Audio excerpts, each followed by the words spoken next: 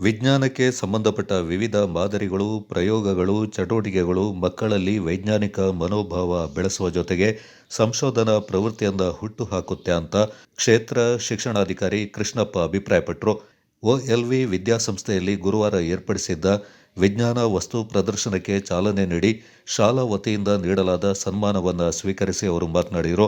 ವಿಜ್ಞಾನದ ಬಗ್ಗೆ ಜಾಗೃತಿ ಮೂಡಿಸುವ ಇಂತಹ ಕಾರ್ಯಚಟುವಟಿಕೆಗಳಿಂದ ಮಕ್ಕಳಲ್ಲಿ ವಿಜ್ಞಾನದ ಬಗ್ಗೆ ಅಭಿರುಚಿ ಹೆಚ್ಚಾಗುತ್ತೆ.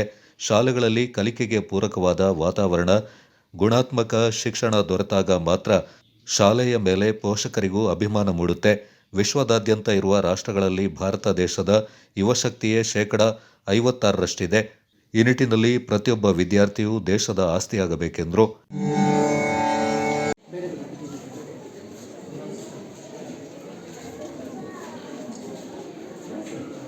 Exhibition was a wonderful learning experience for all of us. Preparing for our displays, we learned how to make the models and understand our lessons in a deeper and more creative way. We discussed ideas, shared our thoughts, and made this exhibition more exciting. Animals are dangerous. Some example of forest animals are lion, tiger, fox, cheetah, monkey, and many more. Forest animals have different eating habits. For you can open and close again and again.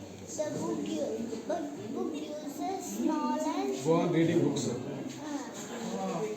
The book uses knowledge. Thank you. ಹಿರಿಯ ವಕೀಲ GJ Girish ಮಾತನಾಡಿ, ನಾವು ಪಡೆದ ಶಿಕ್ಷಣದಿಂದ ಮಾತ್ರ ಸಮಾಜದಲ್ಲಿ ಉತ್ತಮ ಬದಲಾವಣೆ ಮತ್ತು ಸಾಮಾಜಿಕ ಸುಧಾರಣೆಗಳಾಗಲು ಸಾಧ್ಯ. ಈಗಿನ ವಿದ್ಯಾರ್ಥಿಗಳಿಗೆ ಕಲಿಕೆಯಲ್ಲಿ ಸಾಕಷ್ಟು ಅವಕಾಶಗಳಿದ್ದು ಅದನ್ನು ಸದುಪಯೋಗ ಪಡಿಸಿಕೊಳ್ಳಬೇಕೆಂದರು. ಈ ವರ್ಷ ಒಎಲ್ವಿ ಶಾಲೆ ಸೋಮವಾರಪೇಟೆಯಲ್ಲಿ ನಡೆದ ವಾರ್ಷಿಕ ವಸ್ತು ಪ್ರದರ್ಶನವು ನಿಜಕ್ಕೂ ಒಂದು ಕಲಿಕಾ ಹಬ್ಬವಾಗಿತ್ತು. LKGಯಿಂದ 7ನೇ ತರಗತಿವರೆಗೆ ನಮ್ಮ ವಿದ್ಯಾರ್ಥಿಗಳು ತೋರಿಸಿದಂಥ ಉತ್ಸಾಹ, ಪರಿಶ್ರಮ, ಸೃಜನಶೀಲತೆ ಹಾಗೂ ಕುತೂಹಲ ಅತ್ಯಂತ ಮೆಚ್ಚುಗೆ ಪಾತ್ರವಾಗಿದೆ. ಈ ಕಾರ್ಯಕ್ರಮಕ್ಕೆ ನಮ್ಮ ಕ್ಷೇತ್ರ ಶಿಕ್ಷಣಾಧಿಕಾರಿಯವರಾದಂಥ ಎಂ ಕೃಷ್ಣಪ್ಪನವರು ಆಗಮಿಸಿ ನಮ್ಮ ಮಕ್ಕಳಿಗೆ ಪ್ರೋತ್ಸಾಹ ಹಾಗೂ ಮೆಚ್ಚುಗೆಯನ್ನು ನೀಡಿರುತ್ತಾರೆ. ಹಾಗೆಯೇ ಗಿರೀಶ್ ಅಡ್ವೊಕೇಟ್ ಇವರು ಸಹ ಈ ಕಾರ್ಯಕ್ರಮಕ್ಕೆ ಆಗಮಿಸಿ ನಮ್ಮ ಮಕ್ಕಳೇ ಮಾಡಿದಂಥ ಎಲ್ಲ ವಸ್ತು ಪ್ರದರ್ಶನಕ್ಕೆ ಅತ್ಯಂತ ಮೆಚ್ಚುಗೆಯನ್ನು ಸೂಚಿಸುತ್ತಾರೆ. ನಮ್ಮ ಮಕ್ಕಳ ಸೃಜನಶೀಲತೆ ಹಾಗೂ ಜ್ಞಾನ, ಅಪಾರವಾದ ಕಲ್ಪನಾ ಶಕ್ತಿ ಮತ್ತು ನವೀನ ಚಿಂತನೆಗಳನ್ನು ಕೂಡ ಪ್ರತಿಬಿಂಬಿಸಿದೆ.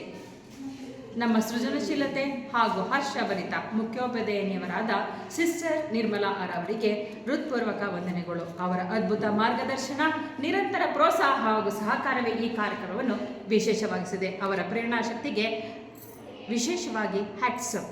ಕಾರ್ಯಕ್ರಮದಲ್ಲಿ ಮುಖ್ಯ ಶಿಕ್ಷಕಿ ನಿರ್ಮಲಾ, ಪ್ರೌಢಶಾಲಾ ಮುಖ್ಯ ಶಿಕ್ಷಕಿ ಅರುಣಾ ಜ್ಯೋತಿ, ಶಾಲಾ ವ್ಯವಸ್ಥಾಪಕರಾದ ಸಿಸ್ಟರ್ ದಯಾ ಪಾಲ್ಗೊಂಡಿದ್ದರು.